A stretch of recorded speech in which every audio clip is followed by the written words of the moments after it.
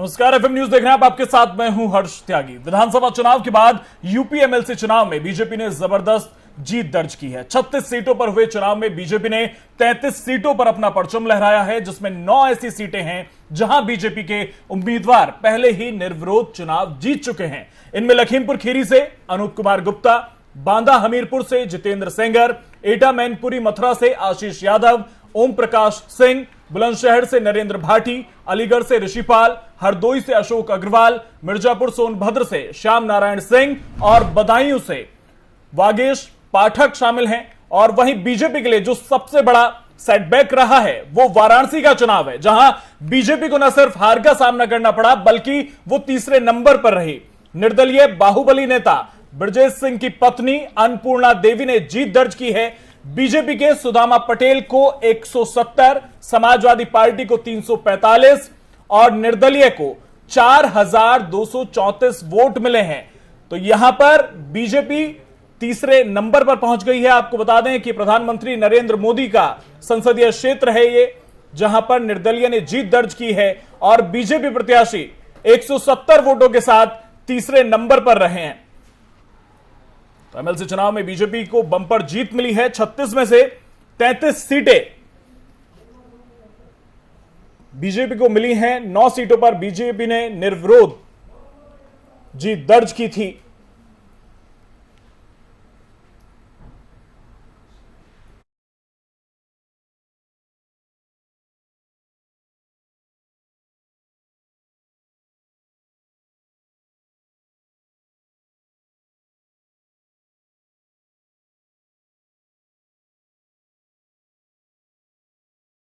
आपको बता दें कि सीतापुर से बीजेपी के पवन सिंह चौहान ने जीत दर्ज की है। लखनऊ और उन्नाव सीट से रामचंद्र प्रधान, जो बीजेपी के उम्मीदवार रहे, उन्होंने जीत दर्ज की है।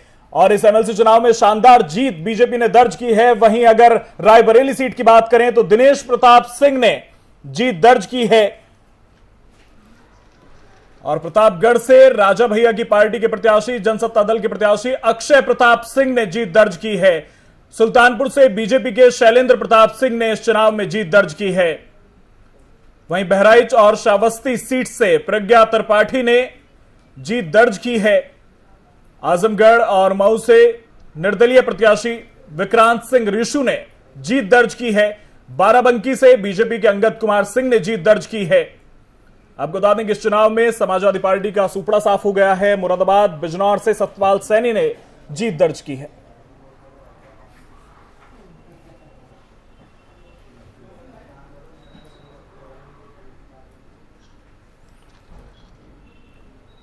और ज्यादा जानकारी के साथ लखनऊ से हमारे संवाददाता नितिन अवस्थी हमारे साथ जुड़ गए हैं और वहीं कार्यकारी संपादक अक्षय राय जी भी हमारे साथ जुड़ गए हैं। सबसे पहले अक्षय राय, 36 में से 33 सीटों पर बीजेपी ने परचम लहरा दिया है और सपा का सुपड़ा साफ हो गया है। जहां उम्मीद जताई जा रही थी कि 2 या 3 सीटें जीत सकती है, क्योंकि कफील खान वाली सीट जो थी उसे लेकर काफी उम्मीद जताई जा रही थी कि वो सीट जीती जा सकती है, लेकिन ऐसा नहीं हुआ।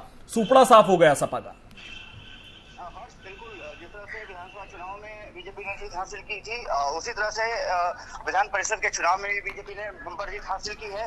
हालांकि कुछ चौंकाने वाले नतीजे भी सामने आए हैं, जैसे कि आजमगढ़ मऊ सीट से विक्रांत सिंह ऋषु जो एमएलसी रहे हैं, यशवंत सिंह उनके बेटे हैं, उनको बीजेपी ने टिकट विक्रांत सिंह ऋषु को जब नहीं दिया तो उन्होंने निर्दलीय चुनाव लड़ाने का फैसला किया था अपने बेटे को, और वहां से वो जीत हासिल करने में सफल हुए थे। बीजेपी ने एमएलसी यशवंत सिंह को निकाल भी दिया था, इसके बावजूद भी बड़ी जीत हासिल की है। इसके अलावा काशी से अगर देखा जाए तो ब्रजेश सिंह की पत्नी है अन्नपूर्णा देवी, उन्होंने बड़ी जीत हासिल की है, 4000 से ज्यादा वोट पाई हैं। साफ तौर पर रहा है कि संदेश कहीं ना कहीं बीजेपी के लिए गलत भी गया है, क्योंकि काशी बहुत महत्वपूर्ण सीट थी, लेकिन जिस तरह से ब्रजेश सिंह का रुतबा है उस क्षेत्र में, माफिया डॉन और जेल में बंद होने के बावजूद भी जिस तरह से अपनी पत्नी को चुनाव लड़ाया और जीत हासिल की है, बीजेपी को सिर्फ 170 वोट हासिल हुए हैं। साफ तौर पर है कि बीजेपी के लिए भी संदेश है, लेकिन सबसे बड़ा संदेश सपा के लिए है। सपा एक भी सीट हासिल नहीं कर पाई है।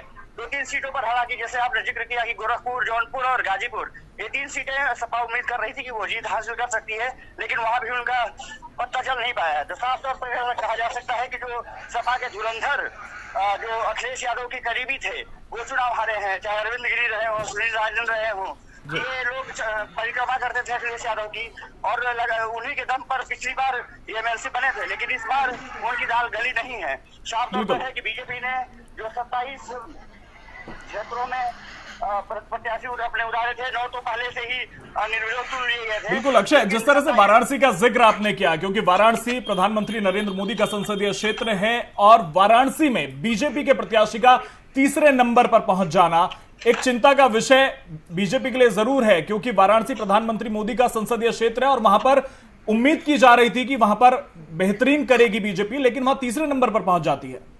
देखिए, सबसे बड़ी बात ये रही है कि जब ब्रजेश सिंह ने उतारने का फैसला किया था, तो क्योंकि ये नेताओं का ही चुनाव है, कुल मिलाकर के जो पहले से चयनित नेता है वही सेलेक्ट करते हैं, चाहे वो विधानसभा के नेता हो, संसद हो, या फिर जो वहाँ के स्थानीय ग्राम प्रधान या विदेशी प्रत्याशी हो, ये चयन करते हैं। साफ तौर पर था कि ब्रजेश सिंह का एक रुतबा रहा है, हालांकि झटका जरूर कहा जा सकता है कि बीजेपी को वहाँ प्रदर्शन अच्छा करना चाहिए था, लेकिन इसके बावजूद भी 170 वोट पाना कहीं ना कहीं बीजेपी की संगठन की अंदरूनी उजागर करता है। ठीक है नितिन, आपके पास क्या कुछ अपडेट?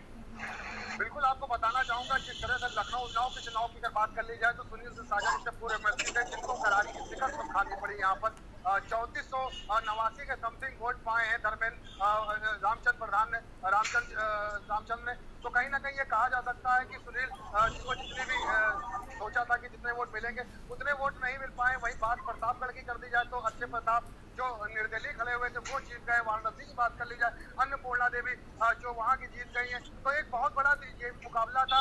आपको बताना चाहूंगा कि 36 सीटों पर जो चुनाव होना था उसमें से पहले ही 9 सीटें भाजपा ने अपने हाथ में कर ली थी, क्योंकि निर्विरोध वो चुनाव 9 सीटों पर जीत गई थी। और 27 सीटों में जो चुनाव होना था उसमें से 24 सीटों में भाजपा ने परचम लहराया। तो कहीं ना कहीं ये कहा जा सकता था कि सत्ता दल का ये चुनाव दिख रहा था, क्योंकि जिस तरह से विधानसभा में उसका प्रदर्शन था उसको देखते हुए विधान परिषद में भी बहुत ही अच्छा प्रदर्शन हुआ। और उसको देखते हुए ये कहा जा सकता है कि जो आने वाला लोकसभा चुनाव है उसमें क्या नतीजा आएगा, ये सबसे अहम बात होगी। क्योंकि वाराणसी की जो सीट थी, सबसे दिलचस्प सीट मानी जा रही थी, वहां पर अन्नपूर्णा जो निर्दलीय थी वो जीत गई है और भाजपा का कैंडिडेट जो तीसरे नंबर पे आता है। सबसे अहम बात बताई जा रही है, जहां नरेंद्र मोदी का गढ़ बताया जाता है, वहां पर अगर इस तरह की चीजें सामने आती हैं तो लोकसभा में कहीं ना कहीं कुछ दिलचस्प चीजें हो सकती हैं और कई मुद्दे खड़े हो सकते हैं चुनाव को लेकर। कहीं ना कहीं ये भी कहा जा सकता है कि जो जिन मुद्दों पर ये चुनाव हारे हैं, महंगाई एक सबसे बड़ा मुद्दा बताया जा रहा है। आपको बताना चाहूंगा कि लोग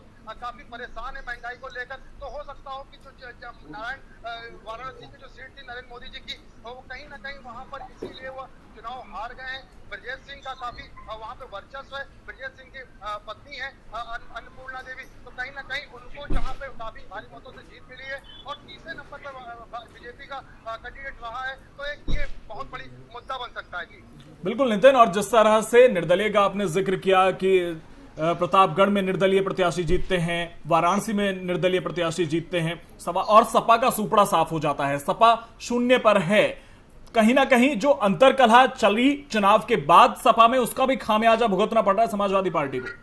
बिल्कुल, आपको बताना चाहूंगा जिस तरह से ये जो चीजें सामने आ रही है उसका कहीं ना कहीं ये भी कहा जा सकता है कि उनके पार्टी के जितने भी नेता हैं उनके भी बयान कहीं ना कहीं ये इस चुनाव में देखे जा सकते हैं। आजम खान के मीडिया प्रभारी का बयान कुछ आया था, उससे पहले शिवपाल यादव जो उनके चाचा था उनका बयान आया था। तो कहीं ना कहीं इनका भी प्रभाव इन चुनाव पे पड़ता हुआ नजर आया है। वैसे तो ये कहा जा सकता है कि जो ये चुनाव हुआ था नगर निगम से रिलेटेड का, कहीं ना कहीं इनमें सत्ता दल का वर्चस्व रहता है चुनाव में। तो कहीं ना कहीं ये भी कहा जा सकता है कि विधानसभा में पूर्ण बहुमत की सरकार बनाने का भाजपा का वर्चस्व था, तो विधान परिषद में उसके सबसे ज्यादा सदस्य जाएंगे। और कहीं ना कहीं ये कहा जा सकता है कि जितनी सीटें पाई हैं वह उनके जो कार्यकर्ता थे, नेता थे, उनका एक अच्छा प्रदर्शन था, जिसको देखते हुए उनको इतनी सीटें मिली हैं। और 27 सीटों में 24 सीटों पर भाजपा ने परचम लहराया है। तो एक अच्छा ये कहा जा सकता है, क्योंकि अब पूर्ण बहुमत की सरकार बना चुकी है। राज्यसभा में भी उनके सबसे ज्यादा सदस्य होंगे, लोकसभा में भी उनके सबसे ज्यादा सदस्य।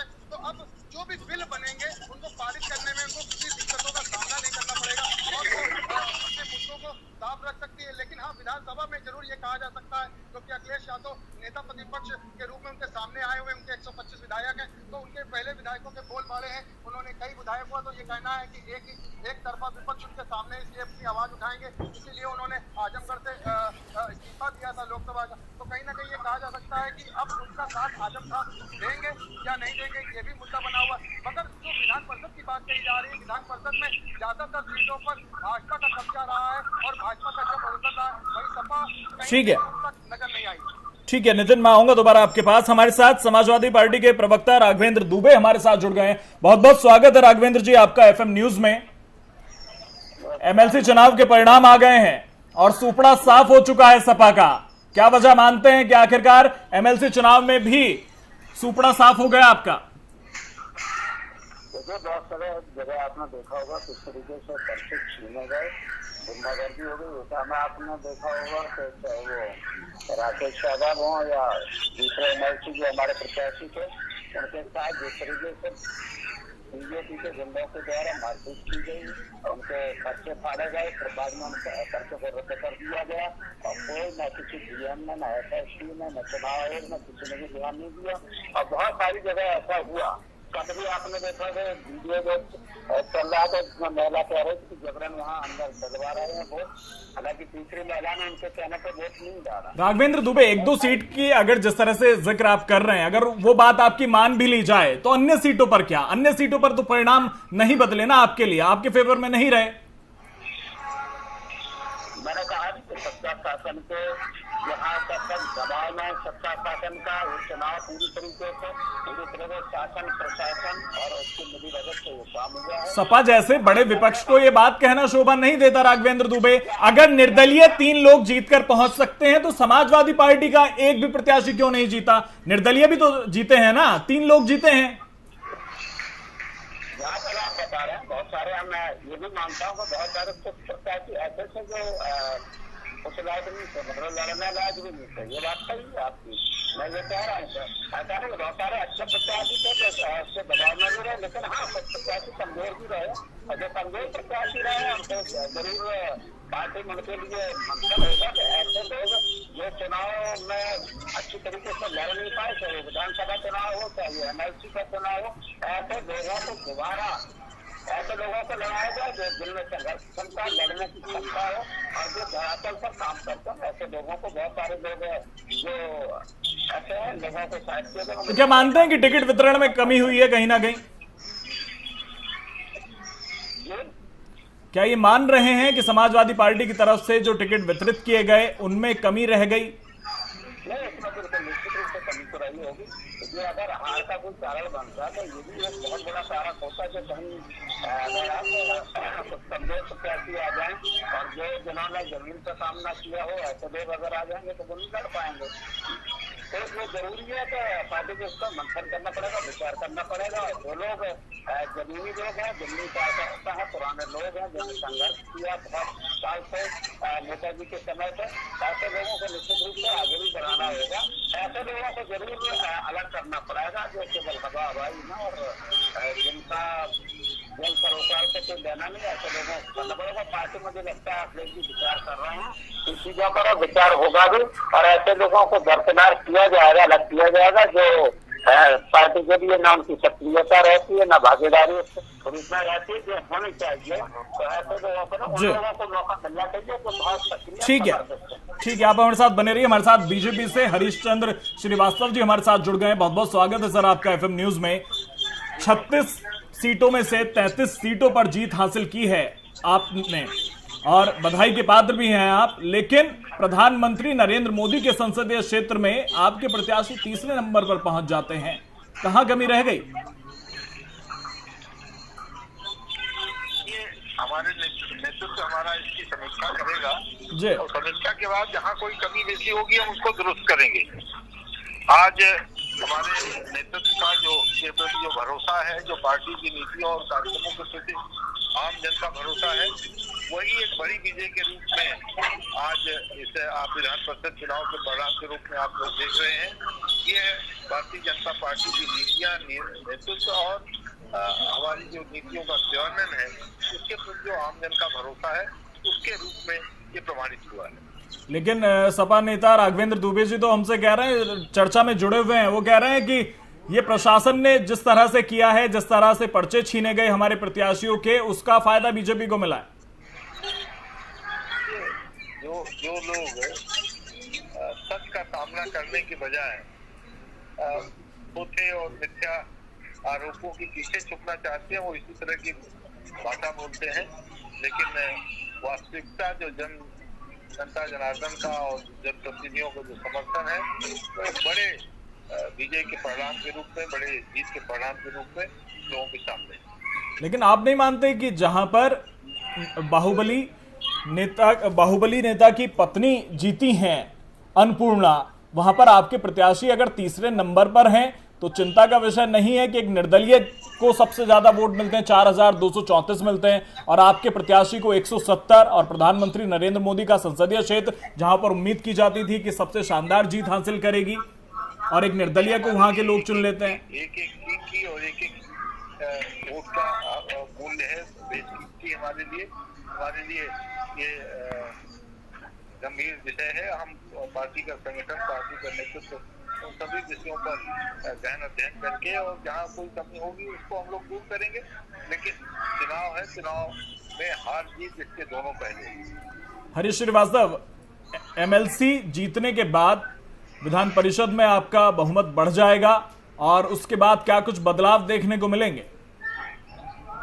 नहीं, एक तरह से ये जो सरकार की नीतियों और कार्यक्रमों को में और गतिशीलता आएगी, और यह एक भारतीय जनता पार्टी को दोनों सदनों का जो एक मजबूत बहुमत है, वो जन कल्याणकारी नीतियों और कार्यक्रमों को आगे बढ़ाने में मदद करेगा।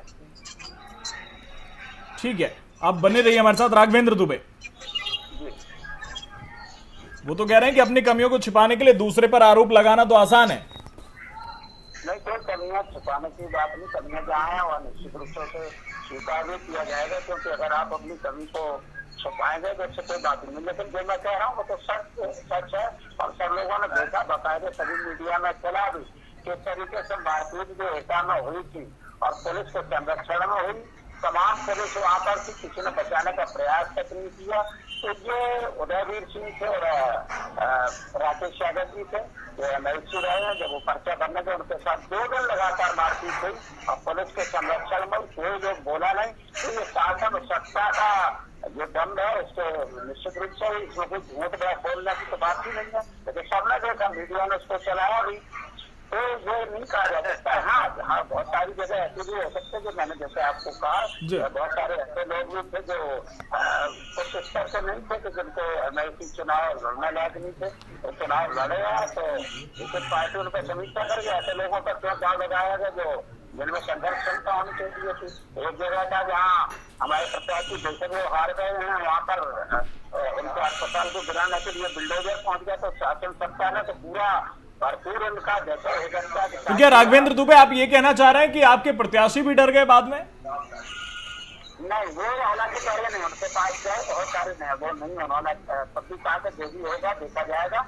लेकिन हाँ, शासन सत्ता की तरफ से पूरी तरीके से काम किया गया। इस तरीके से चुनाव आयोग कहीं नजर नहीं आया, और चुनाव आयोग ने इसकी कोई भूमिका की नजर नहीं आई। ये लोग वाला चुनाव आयोग भी नहीं, जब पीएम सेक्शन के जमाने में जिस तरीके से होता था, जो लगाम लगाता था ऐसे लोगों पर, लेकिन ऐसा नहीं हो सका। ये बड़ा दुर्भाग्यपूर्ण बात है, और मुझे लगता है जहाँ हमारी कमी रही होगी उस पर निश्चित चिंतन और आत्ममंथन होगा। आत्ममंथन की जरूरत भी है कि हालांकि बहुत जनता ने हमें विधानसभा में बहुत सपोर्ट किया, जनता ने साथ किया, इसलिए हम इतने % वोट पाने में सफल रहे। ठीक है, हरीशचंद्र श्रीवास्तव वो कह रहे हैं कि प्रशासन ने दबाव बनाया, चुनाव आयोग कहीं नजर नहीं आया, हमारे प्रत्याशियों के घर पर और अस्पतालों पर बुलडोजर चलाए गए।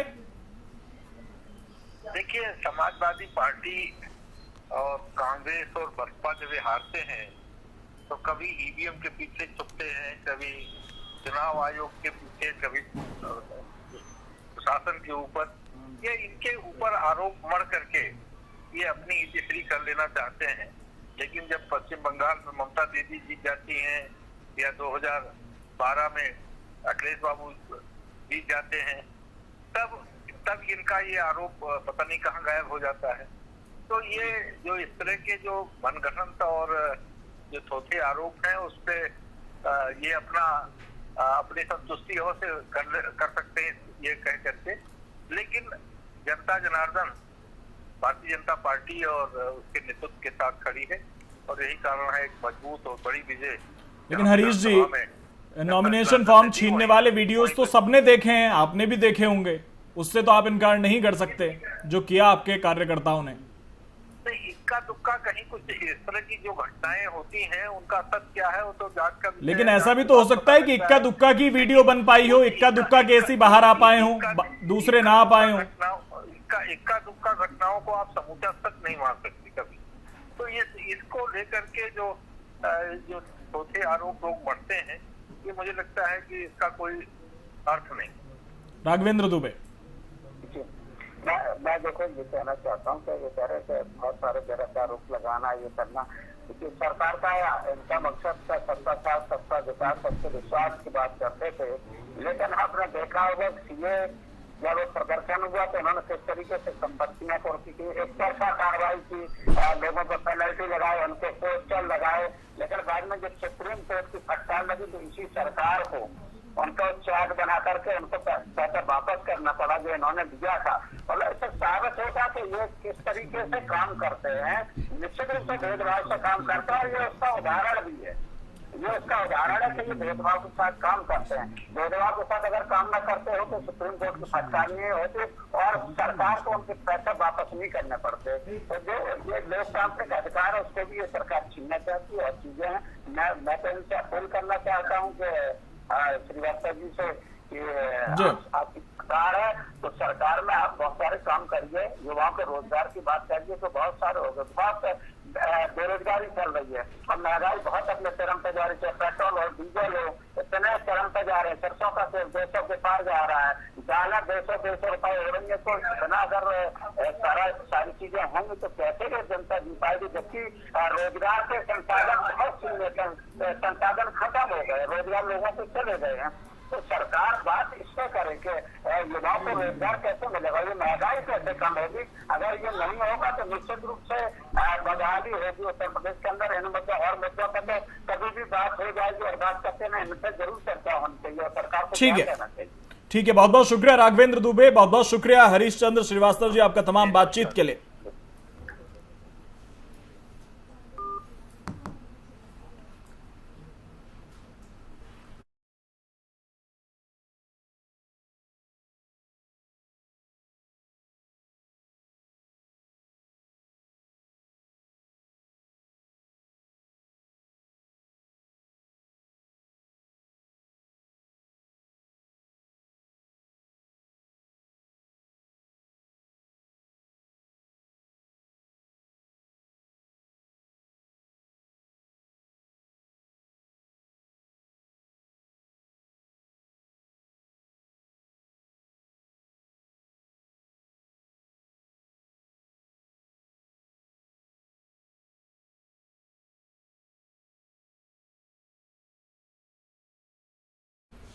और ये चार तस्वीरें आपके टीवी स्क्रीन पर। पहली तस्वीर बहराइच से जहां पर जीत का जश्न मनाते हुए आप देख सकते हैं, और दूसरी तस्वीर मेरठ से जहां पर जीत का जश्न मनाया जा रहा है। हालांकि चुनाव आयोग वहां पर मौजूद है और फोर्स वहां पर मौजूद है।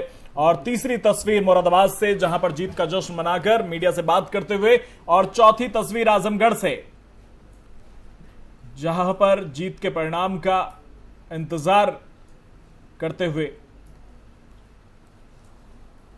और इसी पर बातचीत के लिए हमारे साथ वरिष्ठ पत्रकार प्रभात तिवारी जी हमारे साथ जुड़ गए हैं। बहुत बहुत स्वागत है सर आपका एफएम न्यूज में। जी हर जी नमस्कार। 36 सीटों में से 3 सीटें निर्दलियों के पास, 33 सीटें बीजेपी के पास। सपा का सुपड़ा साफ, आपका विश्लेषण क्या कहता है? देखिए हर चीज जिस तरीके से ये कयास लगाई जा रही थी कि भारतीय जनता पार्टी अपना विधान परिषद में भी बहुमत प्राप्त कर लेगी, आज उसने 33 सीटें जीतकर बहुमत प्राप्त कर लिया है विधान परिषद में। और लगातार भारतीय जनता पार्टी चाहे विधानसभा के चुनाव हो, चाहे संसद के चुनाव हो, चाहे राज्यसभा हो, चाहे विधानसभा हो, विधान परिषद हो, सभी में अपना परचम लहरा रही है, भगवा लहर लहरा रही है। आज जिस तरीके से 27 सीटों का जो परिणाम आया उसमें से 9 सीटें पहले 36 में निर्विरोध भारतीय जनता पार्टी के लोग जीत गए थे। आज 24 सीटों पे 3 सीट की है और सबसे बड़ी चीज 3 जो निर्दलीय सीटें उसमें एक निर्दलीय भारतीय जनता पार्टी के यशवंत सिंह का बेटा जो है वो आजमगढ़ मऊ विधान परिषद सीट से वो जीता है। जी। और निश्चित तौर पे भारतीय जनता पार्टी की एक बहुत ही अच्छी विजय हुई है। लेकिन वहीं दूसरी तरफ जो समाजवादी पार्टी जो अपने आप को मजबूत विपक्ष बनाती है और अखिलेश ने जिस तरीके से ये विधानसभा में अपनी सीट रखी और नेता प्रतिपक्ष बने और उन्होंने कहा कि अब ये लड़ाई सदन से सड़क तक चलेगी और भारतीय जनता पार्टी के खिलाफ 2024 में एक माहौल बनाएंगे। लेकिन आज के चुनाव परिणाम से ये साफ हो गया है कि समाजवादी पार्टी से लगातार लोगों का विश्वास हटता जा रहा है और भारतीय जनता पार्टी पे विश्वास कायम होता जा रहा है। वैसे ये जो विधान परिषद के चुनाव है ये सत्ता पक्ष के चुनाव माने जाते हैं। 2016 में इसी तरीके से समाजवादी पार्टी ने अपना विधान परिषद में 35 सीटें जीतकर बहुमत बनाया था।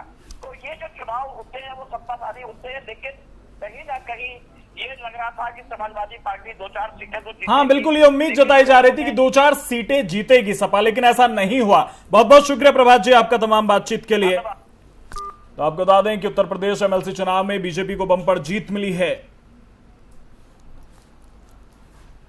और 36 में से 33 सीटें बीजेपी को मिली हैं और 3 सीटें निर्दलीय जीते हैं। लेकिन यहां पर समाजवादी पार्टी का सुपड़ा साफ हो गया है। तो फिलहाल मेरे साथ इतना ही। बने रहिए एफएम न्यूज के साथ। नमस्कार।